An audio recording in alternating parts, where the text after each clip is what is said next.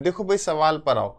Find average of first 20 whole number, पहली 20 पूर्ण संख्याओं का औसत बताओ। अच्छा, इससे पहले एक छोटी सी बात, जब भी हम एक एपी की बात करते हैं, समांतर श्रेणी की बात करते हैं, तो उसका एवरेज कैसे बताते हैं? जैसे मैंने कहा 2, 4, 6, 8, 10, ये एक एपी है, समांतर श्रेणी है। इसका एवरेज क्या होगा? तो इसका एवरेज होता है फर्स्ट प्लस लास्ट, पहला प्लस आखिरी, यानी कि 12, और उसका कर दो आधा। उसका क्या कर दो? आधा। पहला प्लस आखिरी बाई 2। कई स्टूडेंट्स इसमें क्या करते हैं कि एपी से इस पूरे का सम निकालने की कोशिश करते हैं, वो एक अच्छा तरीका नहीं है। First plus last by 2। Reason क्या होता है? क्योंकि जब एक एपी होती है तो उसमें फर्स्ट प्लस लास्ट, फिर second plus second last, third plus third last, उन सबका सम बराबर होता है। क्यों? क्योंकि ये है ए, ये है ए प्लस डी, ए प्लस 2d, ए प्लस 3d, ए प्लस 4d।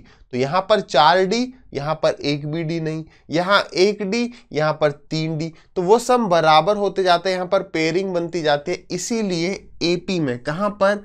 एपी में हमेशा ये फॉर्मूला अप्लाई करता है, फर्स्ट प्लस लास्ट बाई 2।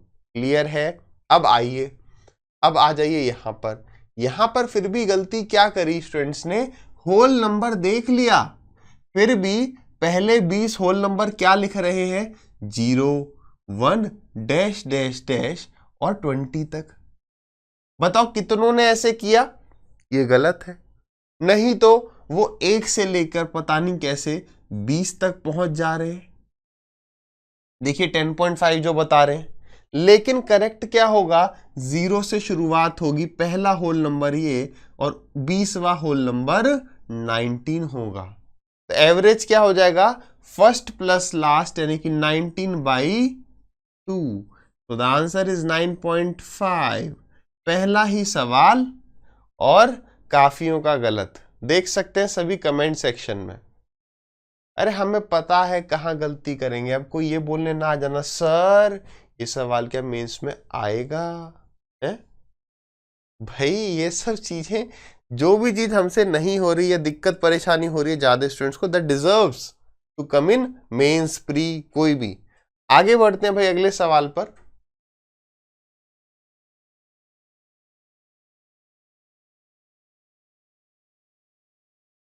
बिल्कुल शुक्ला जी, बिल्कुल सही पकड़े।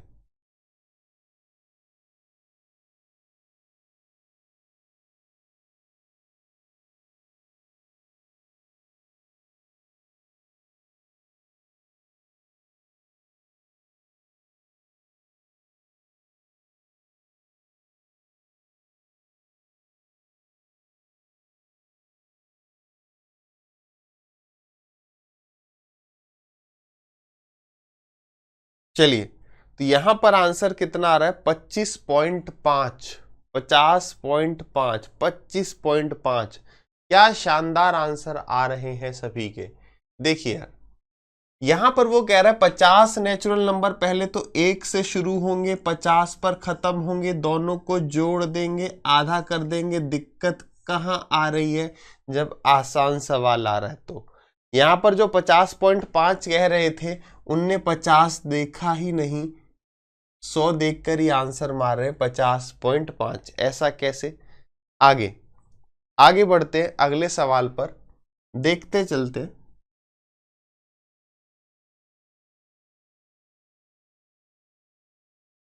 सबके लिए सवाल लाएंगे रे भाई, सबके लिए।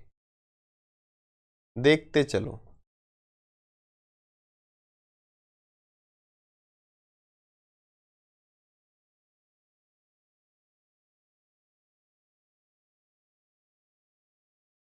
अंकित ने यहां पर आंसर दिया है सी, बहुत बढ़िया। साहू जी ने यहां पर बोला है 48, बहुत बढ़िया। 53 बिल्कुल सही।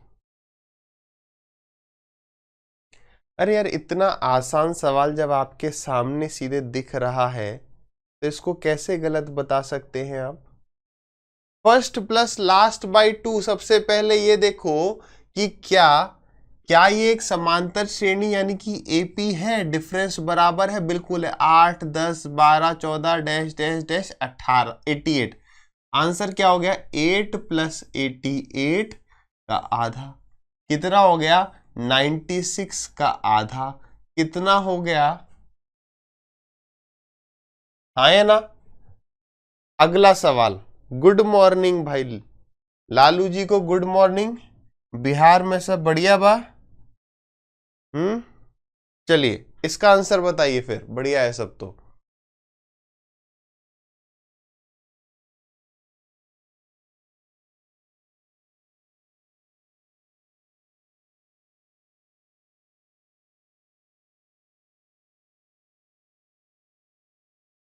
यहां पर ले लो 6.5।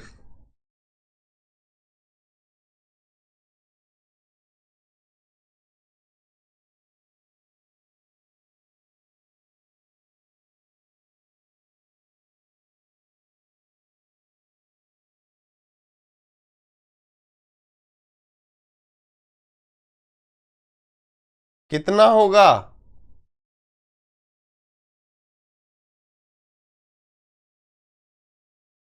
बहुत बढ़िया। सूर्य प्रकाश 12, शानदार।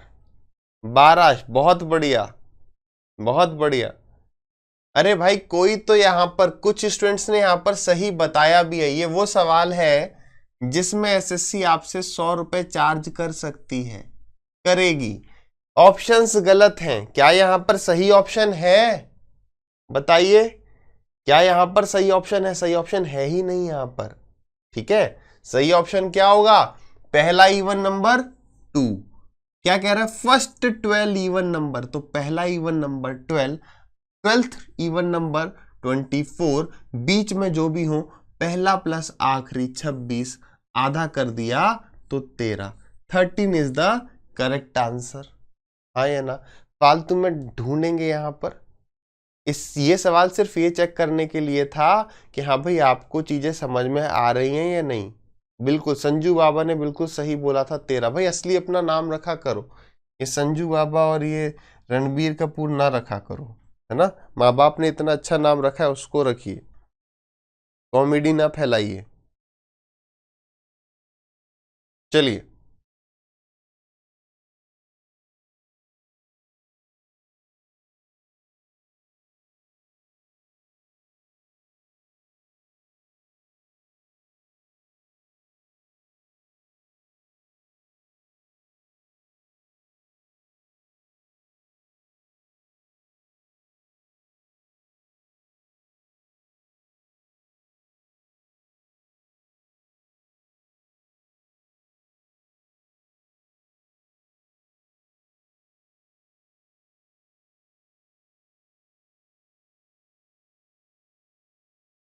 बताइए। यहां पर सबसे पहले यार आदित्य ने आंसर दिया है, समय लिया है लगभग आधी मिनट का।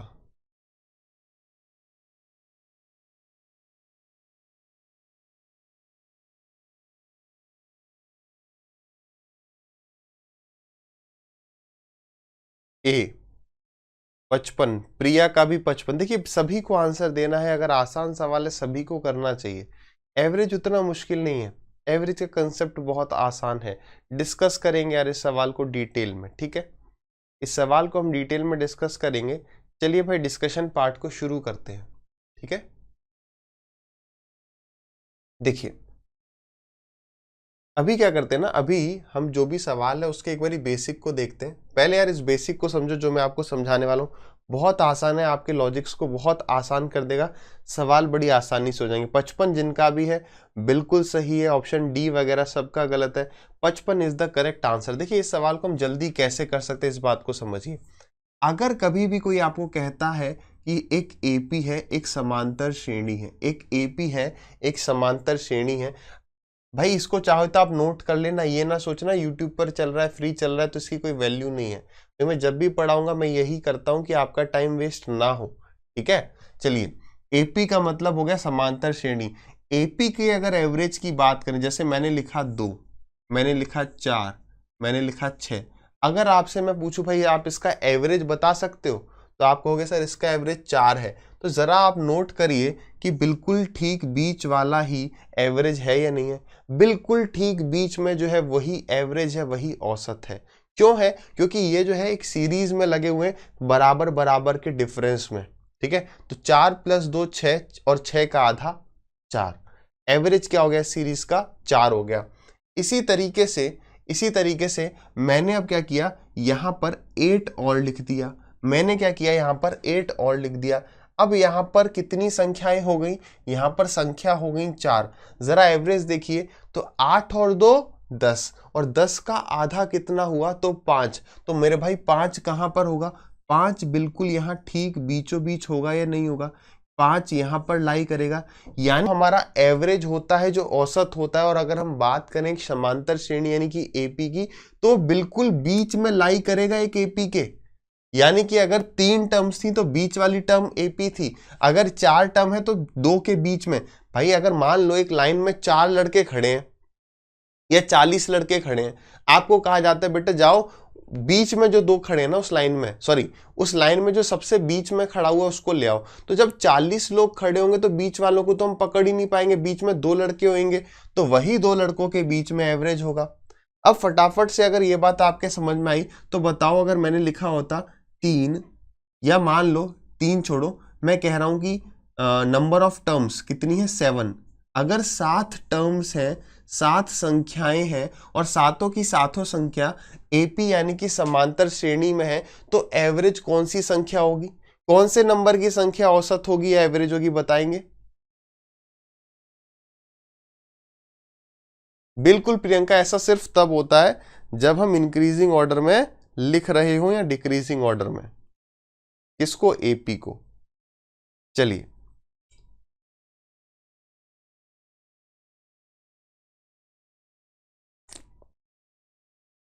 कौन से नंबर की संख्या? तो हिमांशु ने बताया 4, है ना। अरविंदा ने 4, गंगाधर 4, ठीक है। काफी सारे स्टूडेंट्स ने बताया 4। यानी यहां पर तो देखो 7 टर्म्स से तो हम फटाफट से बता पा रहे हैं 4 टर्म्स। यानी हमारा मतलब हमें समझ में क्या आ रहा है कि यार अगर नंबर ऑफ टर्म्स, इस बात को आप समझ पा रहे हैं, अगर मान लो 11 लोग हों, 15 लोग हों, 21 लोग हों, 23 लोग हों, तो इसमें जो बीच वाला आदमी होगा वो एक ही होगा। यानी एवरेज जो है वो बीच वाला एक नंबर होगी 11, 15, 23 में, है ना। लेकिन जब नंबर ऑफ टर्म्स क्या होंगी? जब नंबर ऑफ टर्म्स इवन होंगी तो यहां पर 2 लोग बीच के आएंगे और उनके भी ठीक बीच में हमारा एवरेज होगा, उनके भी ठीक बीच में हमारा एवरेज होगा। तो यहां पर एक फॉर्मूला होता है क्या, कि अगर नंबर ऑफ टर्म्स ऑड हैं, अगर नंबर ऑफ टर्म्स ऑड हैं यानी कि विषम है, तो बीच वाली टर्म क्या? मिडिल टर्म क्या होगी? कौन सी संख्या मिडिल वाली टर्म होगी? तो मिडिल टर्म होती है हमारा n+1/2। जैसे यहां पर 7 संख्याएं थी तो 7 में 1 जोड़ दिया, 8, 8 का आधा 2। अगर नंबर ऑफ टर्म्स इवन है तो हमारी जो एवरेज होगी या हमारी जो मिडिल टर्म होंगी वो 2 होंगी और उनके बीच में एवरेज होगा। तो वो टर्म कौन कौन सी होंगी? n/2, जैसे 4 थी तो दूसरी टर्म, और n/2 में 1 जोड़ 2 यानी कि 3, तो तीसरी टर्म। ये 2 जो टर्म होंगी ये बीच वाली टर्म होंगी। बट मैं ये कहना चाहूंगा कि ये फॉर्मूला याद ना करें, याद रखने में कंफ्यूजन होती है। अगर आपकी उंगलियों में, अगर आपके हाथ में पूरी उंगलियां हैं तो आप इस फॉर्मूले को बिना लिखे याद कर सकते हैं, कोई इसे रटने की जरूरत नहीं है। देखिए कैसे, हटाइए, आइए, हाथ में सभी के उंगलियां हैं, सभी के है ना, पूरी हैं। देखिए 5 उंगलियों में जो बीच वाली उंगली होती है वो तीसरी उंगली होती है। 5 फिंगर्स है हमारे हाथ में, तो बीच वाली फिंगर ये है ना। तो यानी कि आप एक बात खुद सोचो यार, 5 है, मैं 3 लाना चाहता हूं आंसर, तो कैसे लाऊंगा?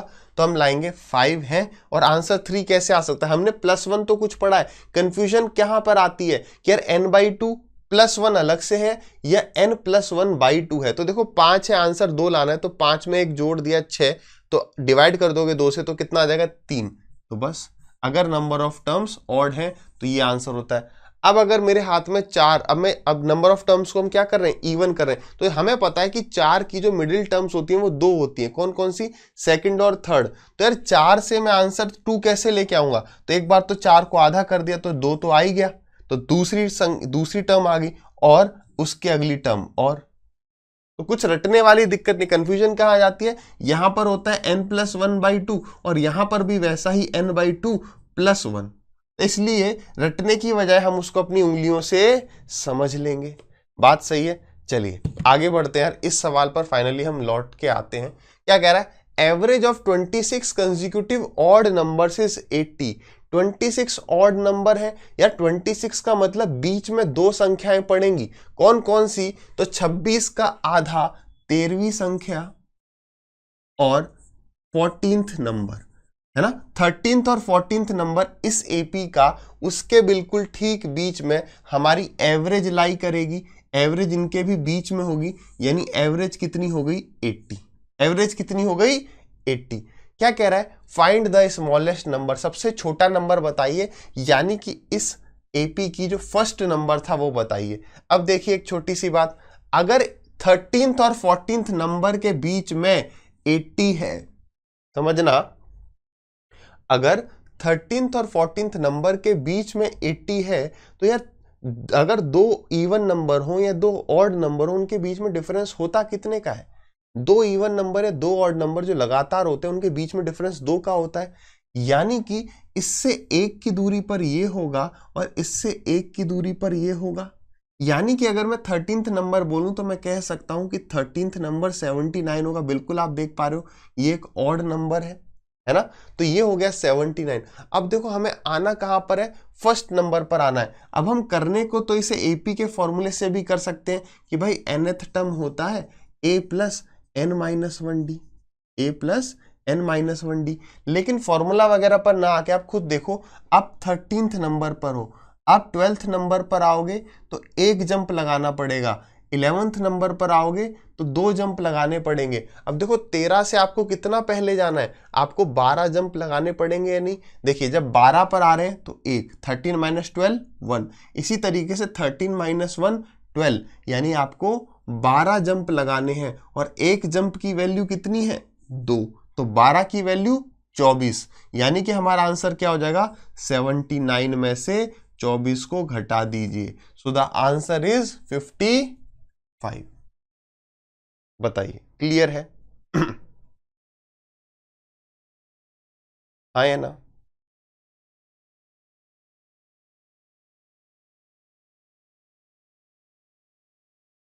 अगर आप इससे करेंगे टाइम लगेगा, हमें जंप से ही समझना है कि यार हम 13th पर बैठे हुए हैं, अगर हम 12th पर आएंगे तो एक जंप, 13 में से 12 गया 1, 13 से 11 हो गए तो 2 जंप, 13 - 11, यानी कि अगर मुझे फर्स्ट नंबर पर आना है तो 1 2 3 ऐसे करके केवल 13 को हटा देंगे, यानी 12 जंप हमें लेने हैं।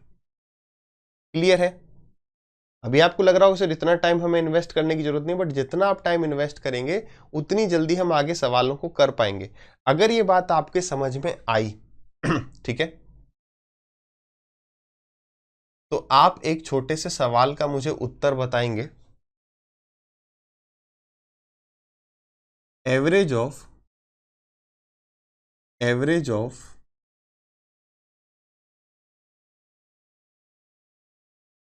24 consecutive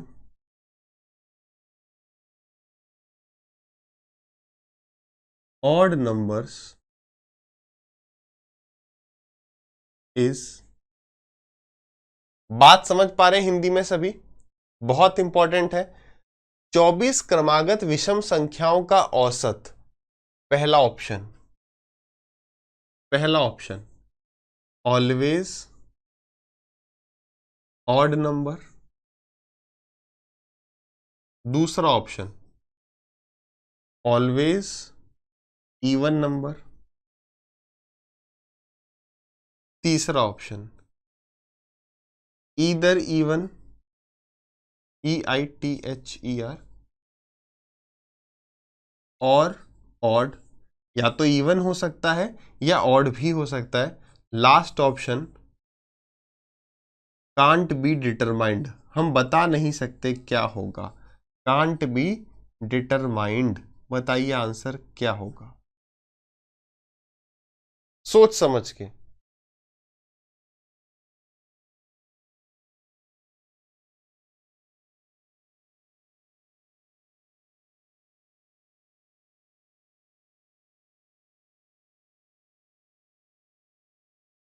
ऑप्शन ए, बी, सी या डी?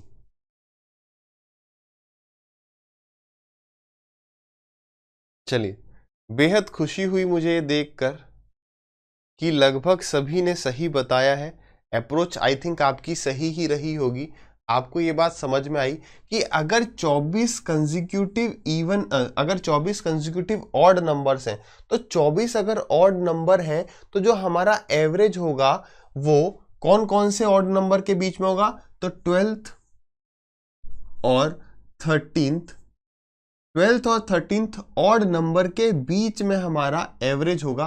तो देखिए, दो ऑड नंबर के बीच में हमेशा एक इवन नंबर होता है। मैंने लिखा मान लीजिए 25 और 27, तो ये दो ऑड नंबर हैं, इनके बिल्कुल बीच में क्या होगा? एक इवन नंबर होगा। इसी तरीके से अगर मैं यहां पर 24 की जगह मान लीजिए 29 कर दूं, तो 29 अगर मैं कर दूंगा तो जो हमारी मिडिल टर्म होगी वही एवरेज होगी। और मिडिल टर्म होगी कौन सा नंबर? बताइए, कमेंट में बताइए कौन सा टर्म। अगर मैंने कहा कि 29 ऑड नंबर्स हैं, तो कौन सी टर्म इस सीरीज का एवरेज होगी? बताइए, पहली, दूसरी, तीसरी, चौथी, पांचवी, 13वीं, 14वीं, 15वीं, 16वीं, कौन सी जो टर्म होगी वो एवरेज होगी? बताइए। साहू जी ने सबसे पहले बताया है 15, देन शुभम इज सेइंग 15। ठीक है, नंबर बताना बिल्कुल। 14th संजू ने कहा है, 15th। देखिए 15th इज करेक्ट। फिर वही बात, नंबर ऑफ टर्म्स कितना है? ऑड। 5 उंगलियां बीच वाली तीसरी, तो 5 में एक जोड़ दिया, आधा कर दिया, ओके। 29 में एक जोड़ दिया, 30 का आधा 15, यानी कि 15वीं टर्म इस एपी का एवरेज होगी। तो 15वीं टर्म इस एपी का खुद ही एक पार्ट होगी, 15th टर्म इस एपी का पार्ट होगी, यानी वो खुद एक कैसा नंबर होगा? ऑड नंबर होगा। अगर यहां 29 होता, 24 है, इवन। ठीक है, आगे बढ़ते हैं। अब फटाफट फटाफट बताएंगे हम, इतना समय नहीं लगाएंगे। फटाक से आगे, फटाक से आगे।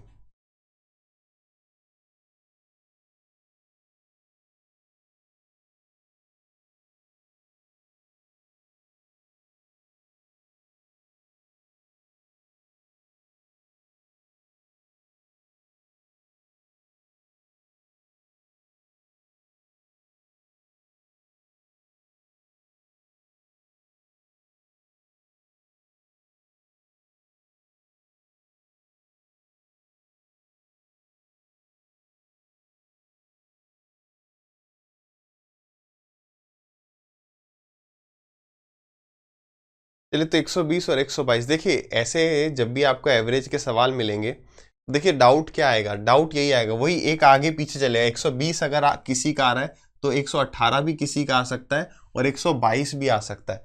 मतलब जो करेक्ट आंसर होता है उसके एक आगे वाला भी किसी का आ जाता है और एक पीछे वाला भी आ जाता है। ठीक है, अब देखिए सवाल पर आते हैं। क्या कह रहा है कि एक average of 21 consecutive even numbers. देखिए, कंजिक्यूटिव का मतलब वो बोलना चाह रहा है कि एक एपी है, लगातार है। ठीक है, इवन नंबर है तो उनका जो एवरेज है वो 100 है। कितने नंबर है? 21। तो 21 अगर नंबर है तो एवरेज कौन सी संख्या होगी? तो 22, और 22 का कर दो आधा, यानी 11वीं संख्या मुझे पता चल चुका है कि एवरेज है, और वो हमें दे रखा है 100। कह रहा है सबसे बड़ी संख्या बताओ, यानी 21st बताना है। तो 21 तक जाने के लिए मुझे कितने जंप लगाने पड़ेंगे? तो बस 21 में से 11 माइनस कर दो। दिमाग में सोचो यार, 12 मतलब एक जंप, 13 मतलब दो जंप, तो जितना डिफरेंस है उतने जंप। तो डिफरेंस है 10 का, तो 10 जंप, और एक जंप की वैल्यू है 2 यूनिट, तो 10 जंप की वैल्यू हो गई 20। सो द आंसर इज 1 का 20, 120। अगला सवाल पटाख से।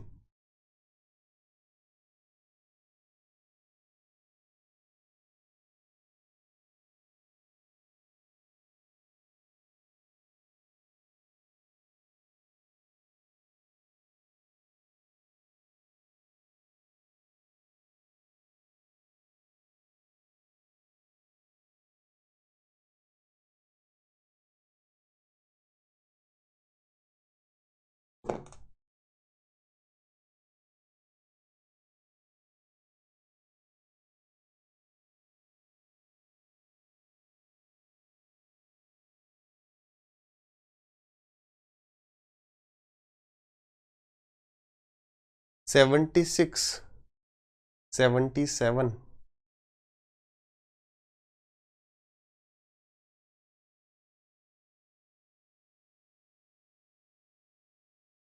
देखा मैं कह रहा था आपसे वो 76, 77 एक आधी आगे पीछे यहां पर होता है।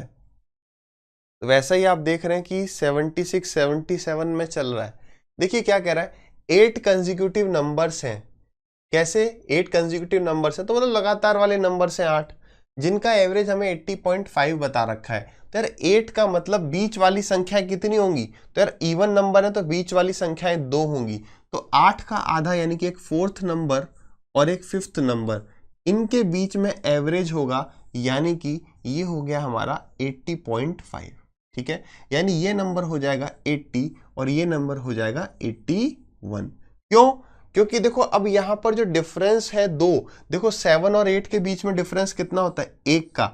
अगर इनके बीच का डिफरेंस 1 है तो इनकी बीच की जो एवरेज होगी या इनका जो एवरेज होगा वो इनके भी बीच में होगा, यानी कि 0.5 अंतर ये और 0.5 अंतर ये।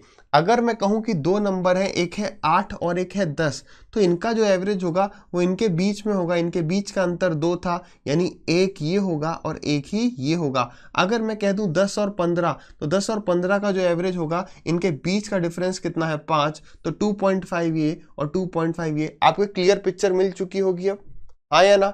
अब इस बात को समझिए कि यार अगर 4th नंबर 80 है, 5th नंबर 81 है, इसका मतलब 80.5 ये और 81 में से 0.5 माइनस क्या ये, इसीलिए हमारा एवरेज 80.5 है। यानी 4th नंबर 80 है, 5th नंबर 81 है, पूछ रहा है स्मॉलेस्ट नंबर बताइए, तो 80 के बाद आया होगा 79, फिर आया होगा 78, फिर आया होगा 77। जब नंबर बहुत छोटा है, चौथी संख्या, पांचवी संख्या, तो हम फटाक से खुद ही काउंटिंग कर जाएंगे। अगर बड़ा है तो जंप देख लेंगे। तो इस सवाल का आंसर होता है 77।